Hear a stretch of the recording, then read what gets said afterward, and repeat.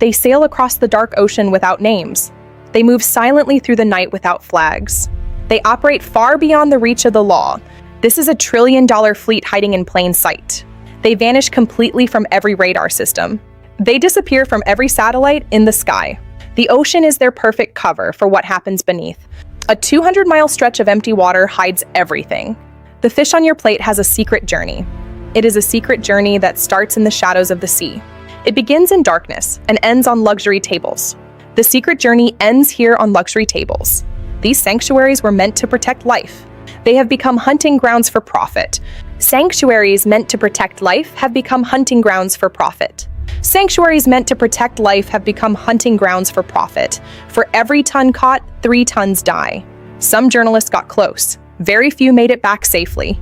Some journalists got close. Very few made it back safely. Some journalists got close. Very few made it back safely. Very few journalists made it back safely. 300 ships surrounded this ecosystem. They are not fishing. They are laying siege. Not fishing, laying siege. 300 ships surrounded one of Earth's richest ecosystems. Sanctuaries have become hunting grounds for profit. These ships were in 2 places at once. Only one of them was real. Ships were in 2 places at once. Only one of those locations was real. The infrastructure of concealment is global. Not every sailor is a criminal. Many are prisoners at sea. They live in cramped quarters below deck. Many are prisoners at sea. Salt-worn hands haul nets for weeks on end. Many are prisoners at sea. A small artisanal fishing village gathers on the shore. Many are prisoners at sea. Illegal fish never touch port. They become legal at sea. Cargo nets swing between 2 vessels in low light. They become legal at sea. Illegal fish never touch port. They become legal in the middle of the ocean. The transport ship accelerates away into the darkness. They become legal at sea. One fish can sell for millions. Money this big asks no questions. A premium bluefin tuna is examined by buyers. Money this big asks no questions. A high-speed financial market built on marine life. Money this big asks no questions. Money this big asks no questions. One fish can sell for millions. They perfected the clean handoff. Crime disappears before sunrise. They perfected the clean handoff. Crime disappears before sunrise. No land, no witnesses. Crime disappears before sunrise. The ship departs toward a legitimate port. Crime disappears before sunrise. The ships have no names, but the money has owners. But the money has owners. The ships have no names, but the money has owners. The ships have no names. A corporate office for a hidden shipping company, but the money has owners. A $200 device can hide a giant ship. Technology turned into camouflage. The dot on the tracking screen jumps to a false location.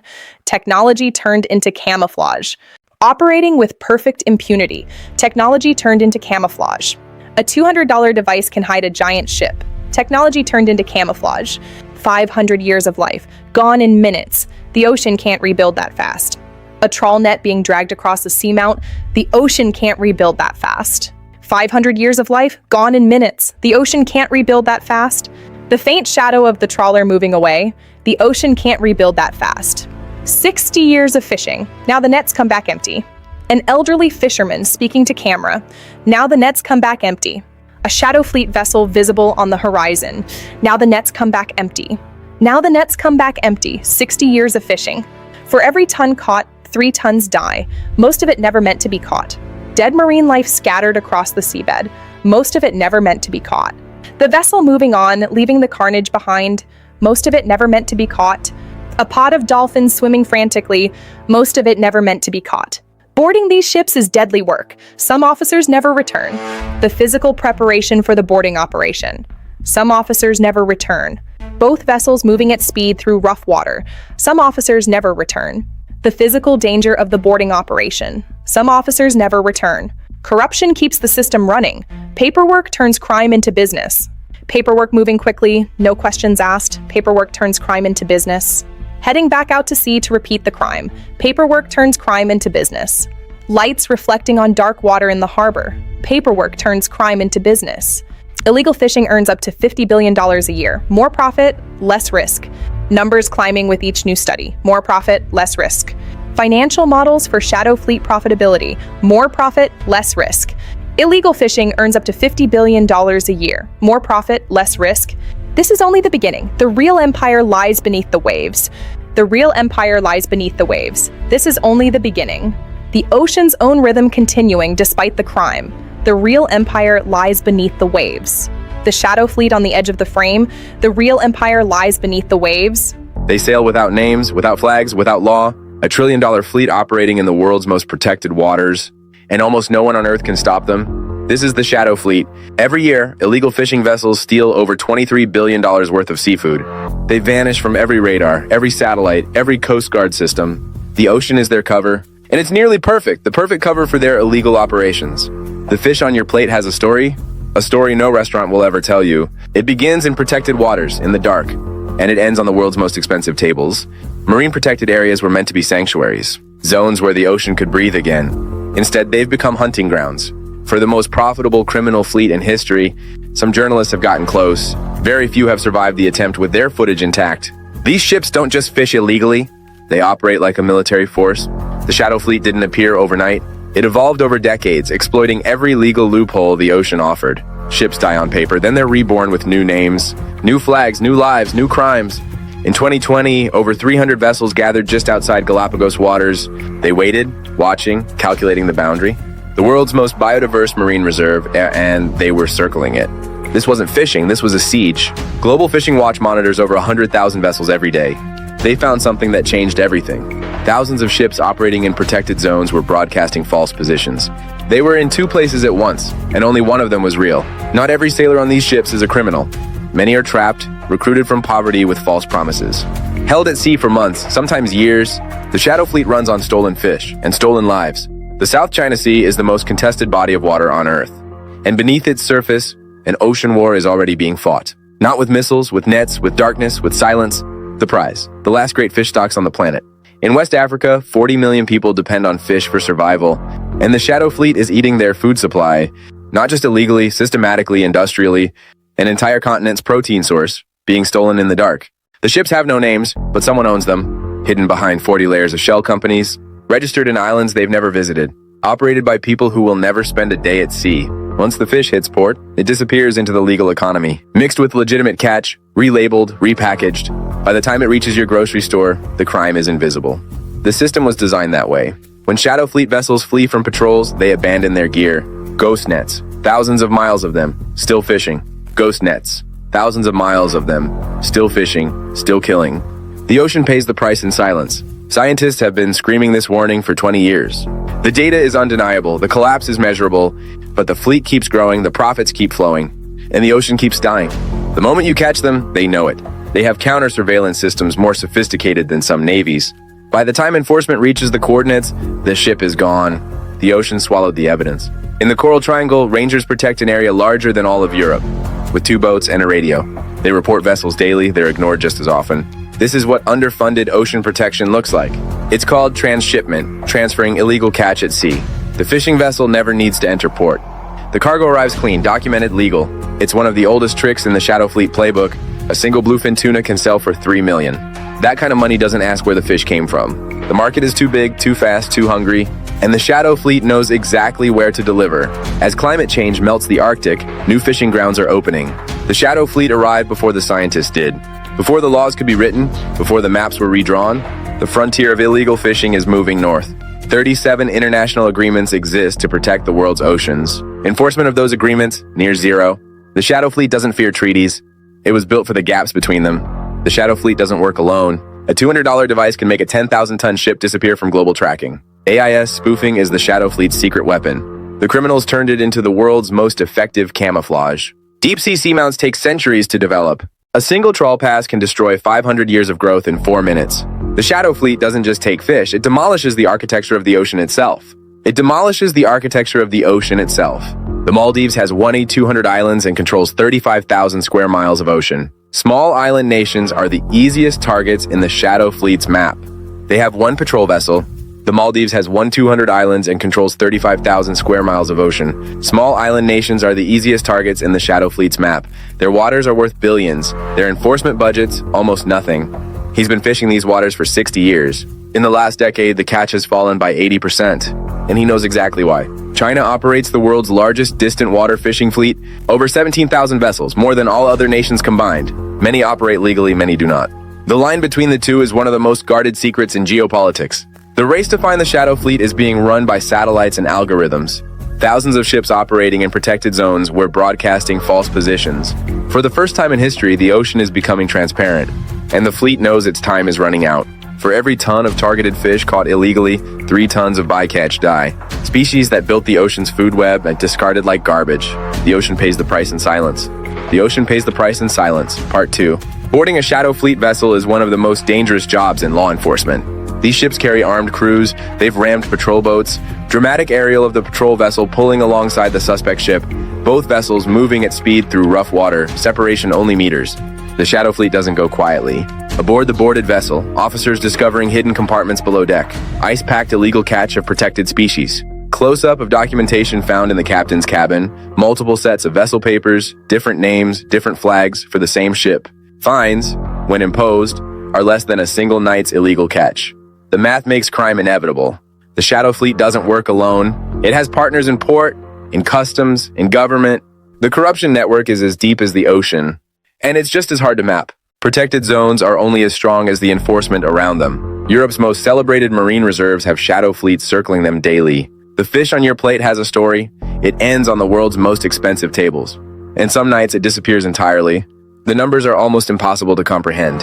Up to $50 billion in illegal fishing per year. More profitable than the international drug trade per ton of product. And with a fraction of the legal risk, a buoy is not a wall. A line on a map is not a fence. The shadow fleet has always known this. Protection without enforcement is just a story we tell ourselves. Part 1 has revealed the architecture of the shadow fleet, its scale, its methods, its reach. But this is only the surface. Beneath it, a criminal empire that has purchased its own immunity. Join us for Part 2. The shadow fleet isn't run by pirates in bandanas.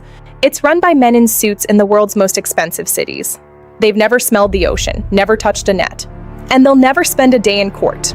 Panama, Belize, Comoros, Togo, Sierra Leone. These nations sell their flags to anyone who pays the registration fee. The ship's identity changes. The crime continues. The flag of convenience is the shadow fleet's founding document. 64% of the ocean belongs to no nation. No government, no law enforcement, no accountability. This is called the high seas. The shadow fleet calls it home. He worked aboard for 14 months without pay. His passport was taken the day he boarded. He was told, finish the quota, then you go home. The quota was never finished. Illegal, unreported, and unregulated. IUU fishing, 3 words that cost the world $1 trillion per decade. Some nations lose more to it annually than their entire government budget. The theft is so large, most governments don't even try to count it. The trail was hidden in plain sight. Shipping manifests, port records, satellite images, each one a lie. Together they told the truth. The shadow fleet left fingerprints on every ocean it touched. The South Atlantic squid fishery is collapsing. More vessels than ever, less squid every season.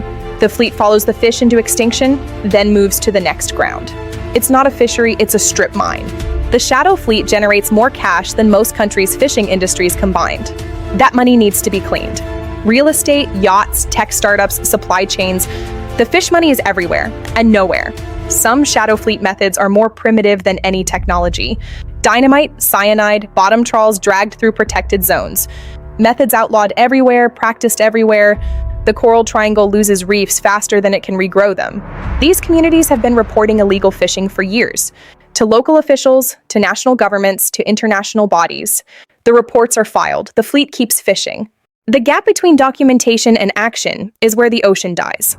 Las Palmas, Gran Canaria, one of the world's largest fish transshipment hubs.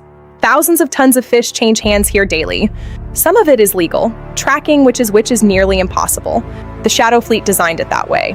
Your tuna sandwich is probably mislabeled. Studies show up to 1/3 of seafood in major markets is wrongly identified. The fish on the label often isn't the fish in the package. You are funding the shadow fleet without knowing it. Port state control is the last line of defense. Inspectors who examine ships when they enter port. But a ship that unloads in 3 hours and leaves before dawn never gets inspected. The shadow fleet runs on speed and corruption, and they've mastered both. International maritime law is a prosecutor's nightmare. Which country has jurisdiction? Which law applies? By the time courts agree, evidence is gone, witnesses have vanished, ships have changed names. The shadow fleet's best lawyer is the jurisdictional gap itself. Environmental organizations have become de facto ocean detectives, with better technology and less bureaucracy than governments. They find what governments won't look for, and publish what governments prefer not to know. Dramatic aerial of the Bering Sea, iconic, stormy, gray-green, the world's most productive fishing ground under threat.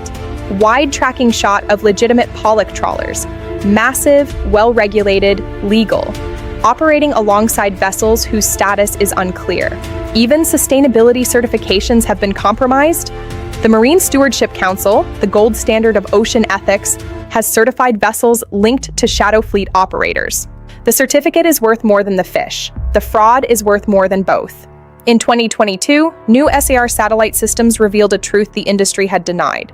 The shadow fleet was 3 times larger than anyone had estimated. Not hundreds of vessels, thousands.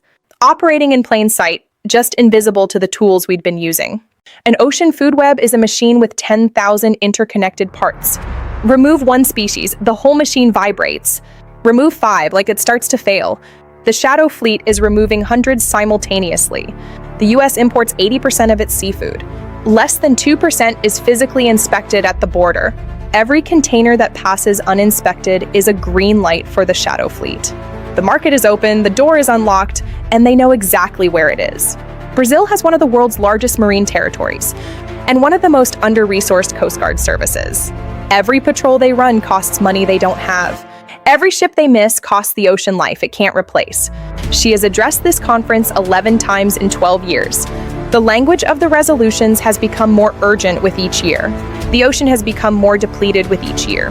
The relationship between the two is the story of our time. Shadow fleet trawls now reach depths of 2,000 meters, places no human has ever stood, ecosystems science barely understands. Being destroyed before they're even documented, the shadow fleet is erasing species we haven't named yet.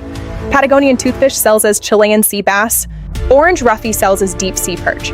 These are not clerical errors. They are calculated fraud on a global industrial scale. Non-governmental organizations have become the ocean's last navy. Under-equipped, outrun, outgunned. But they document, they broadcast, they persist. The shadow fleet's greatest fear is not a coast guard. It's a camera. Interpol knows their names, knows their ships, knows their routes. But prosecuting ocean crime requires cooperation from a dozen sovereign nations simultaneously. The shadow fleet was structured specifically to prevent that cooperation. It's not just a criminal enterprise, it's a legal impossibility. Antarctica was protected, universally, historically. Then the shadow fleet decided the krill were worth it. Antarctic krill, the base of the entire Southern Ocean food web, being harvested industrially, illegally, in Earth's last wilderness. The shadow fleet is also a trafficking network. Young men recruited from coastal poverty, promised wages that never materialize. Trapped at sea, the most isolated prison on Earth. His family received 1 letter in 14 months. He wrote he was safe, the postscript said otherwise. By the time they found him, he'd been at sea for 2 years. Without pay, without papers, without a way home. Taiwan's distant water fleet is among the world's largest, and among the most investigated for labor abuse and illegal fishing. The government has reformed. The abuses continue. The ocean doesn't grade on a curve. For 20 years, the shadow fleet was invisible. Now the sky is watching. SAR satellites, AI vessel detection, behavioral pattern analysis. The window of impunity is closing, and the fleet knows it. 100 million sharks are killed every year, many by the shadow fleet targeting fins for Asian luxury markets. Sharks regulate every ocean ecosystem on Earth. Without them, the ocean's ability to sustain any life collapses. The bowl of soup costs $100. The shark it came from was worth $1.3 million alive, as a tourist attraction. The economic argument for conservation is overwhelming. The demand for the soup is overwhelming. Both things are true. Regional maritime cooperation in East Africa is improving. The shadow fleet's response time is faster. By the time coordinated enforcement arrives at coordinates, the fleet has dispersed, reflagged, and reappeared elsewhere. The Great Barrier Reef has experienced 5 mass bleaching events since 1998. Climate change drives the temperature. Illegal fishing removes the recovery buffer. A reef stressed by warming can survive if its ecosystem is intact. The shadow fleet ensures it never is. The ocean covers 71% of this planet. It generates half the oxygen we breathe.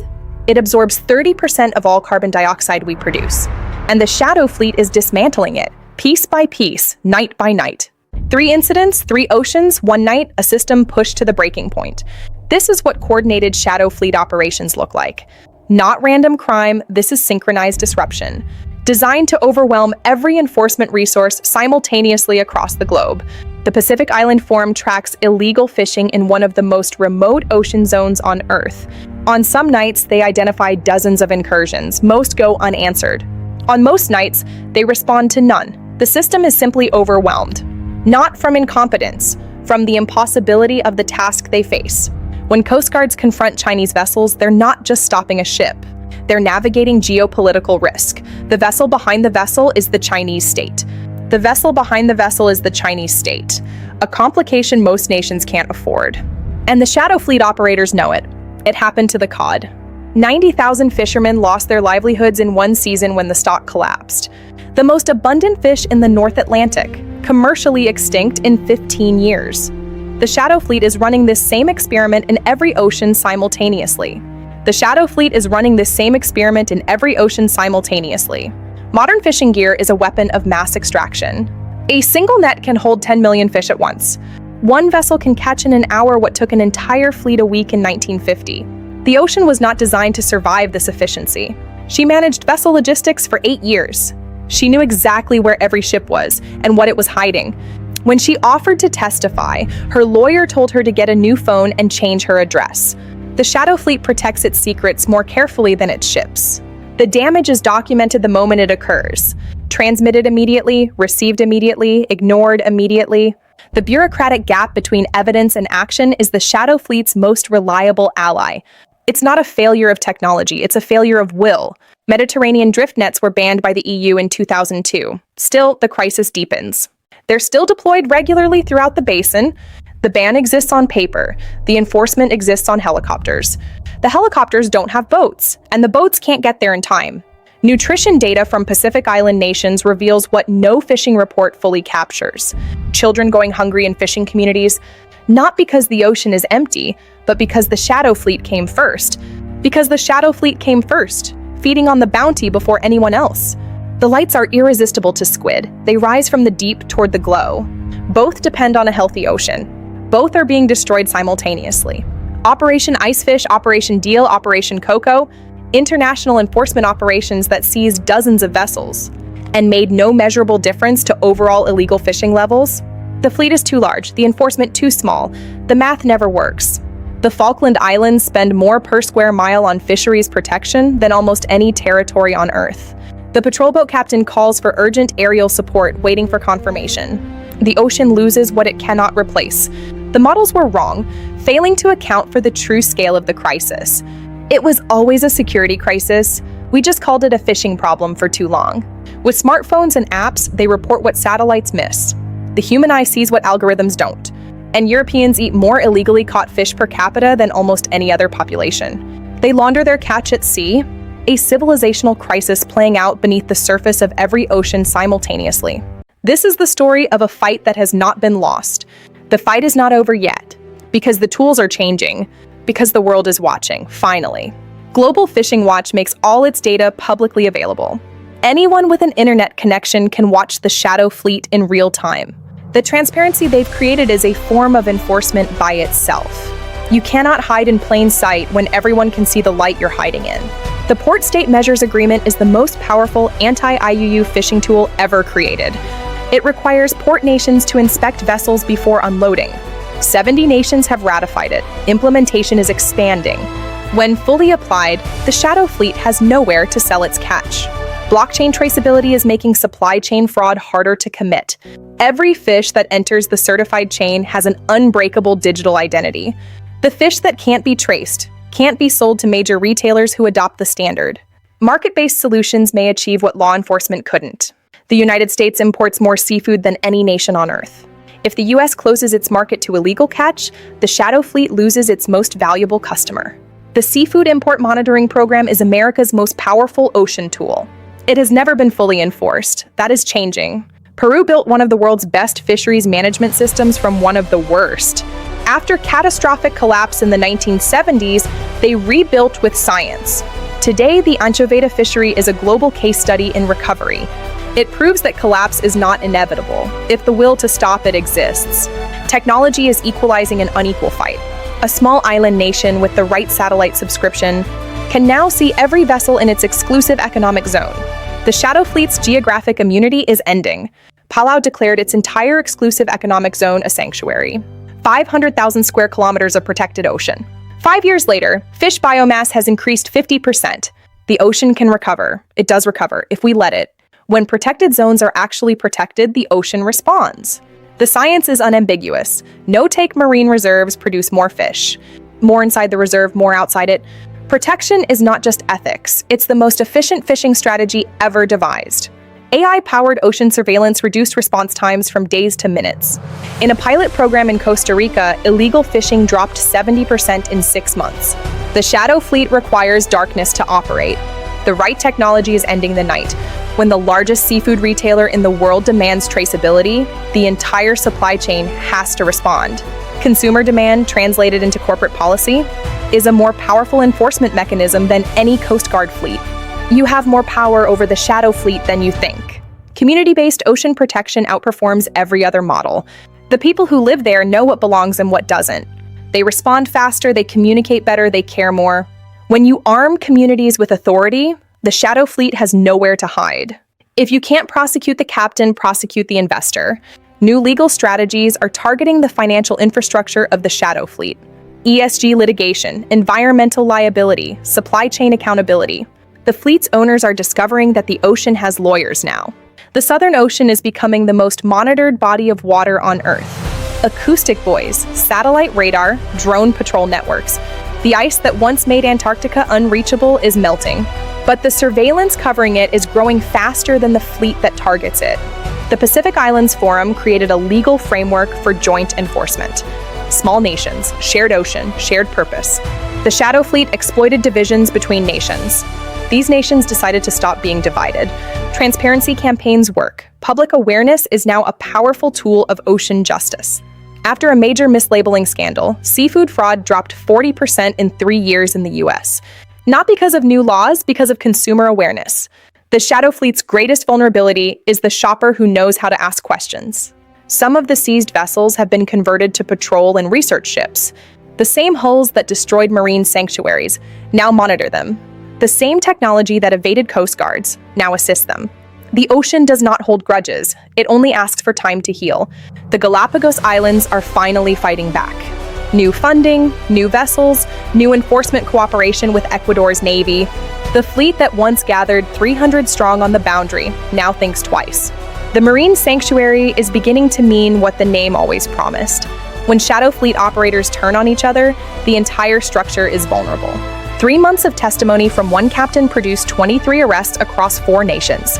The first major coordinated international prosecution of a Shadow Fleet criminal enterprise.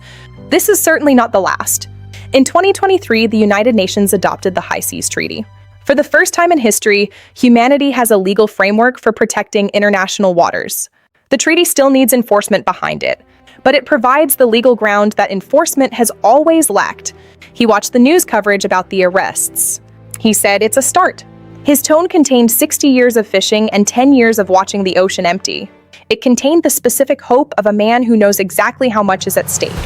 She has spent 20 years studying ocean collapse. When I asked her if the ocean could recover, she stopped swimming. She said, "I've seen it do things that should be impossible. Given space and time, it will outperform every prediction we've made. The next generation of ocean lawyers is the most capable in history. They were born into the crisis. They trained for exactly this moment. The Shadow Fleet has operated for decades in legal darkness. Now the lights are on, and the lawyers are in the room. Sustainable fishing is not a luxury. It's the only fishing that works long-term. Communities that manage their stocks scientifically catch more fish, year after year. The Shadow Fleet offers one big catch. The ocean offers endless catches. The math is completely obvious. When corporations lead on traceability, they move faster than governments. 3 major seafood companies adopting strict sourcing standards can transform an ocean, not by protecting it directly, but by making the Shadow Fleet's product unsaleable. Market exclusion is the new enforcement. Solar-powered maritime patrol drones can stay aloft for weeks. They cover ocean areas too large for any patrol vessel, too remote for any standard Coast Guard. The sky is becoming the ocean's most reliable enforcer. When governments began treating IUU fishing as human trafficking, the prosecutions became more serious. The sentences grew longer and the deterrence became real. The men who survived 2 years at sea without pay finally saw justice. It was imperfect and late, but it was real justice. He said, "We did not create this crisis. Our carbon footprint is immeasurable. Our fish are being stolen. Our islands are sinking. And yet here we are, asking the world again. Asking again for what was always ours." The Heard Island fishery was devastated by illegal fishing in the 1990s. Australia invested heavily in serious enforcement. Today, it produces a fully sustainable legal catch. The formula isn't complicated. It requires only money and will. Unilateral enforcement was never going to work. The shadow fleet operates across every border simultaneously. The global response must be simultaneous. The fusion center model is proving that it can be. The ocean can recover in ways that still surprise scientists. Fish populations can rebuild within years, reefs within decades. The biological potential for recovery is extraordinary. The only variable is whether we give it the space to happen. The evidence is cautiously hopeful. In regions with serious enforcement, fish stocks are stabilizing. The ocean clearly has not given up on us. The only question remaining is whether we've given up on it, because recovery requires a complex coalition. This ocean is worth fighting for, not because of its economic value, and not just because of what it gives us, but because it was here long before us and deserves to continue long after. We are holding both truths simultaneously. This story does not end here. It ends, or doesn't, in the decisions made in the next decade. Decisions made by governments, by corporations, and by consumers, by every person who chooses to know where their fish comes from. The work of watching and naming and documenting going on. The Shadow Fleet is a trillion-dollar criminal empire. It is not invincible. Every vessel identified is a vessel that can be stopped. Every ocean protected is an ocean that will recover. The technology exists. The legal frameworks are being built. The communities are organized. The scientists are documenting. The only question left is the one that has always defined our relationship with the natural world. Do we want it enough? The ocean is still here, still breathing, still waiting for our answer.